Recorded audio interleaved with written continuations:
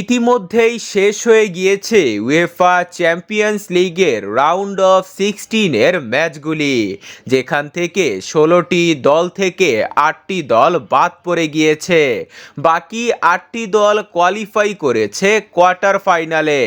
দলগুলো হলো Bayern Munich, Inter Milan, Arsenal, Real Madrid, Barcelona, Dortmund, PSG ও Aston villa.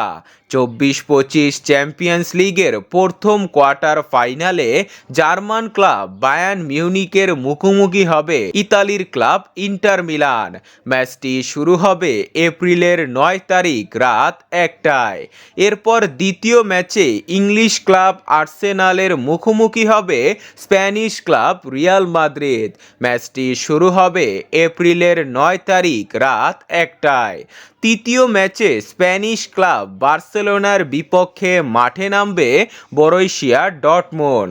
ম্যাচটি শুরু হবে এপ্রিলের 10 তারিখ রাত 1টায়। চতুর্থ ম্যাচে ফ্রান্স ক্লাব পিএসজি এর বিপক্ষে মাঠে নামবে ইংলিশ ক্লাব অ্যাস্টন ভিলা। ম্যাচটি শুরু হবে এপ্রিলের 10 তারিখ রাত 1টায়।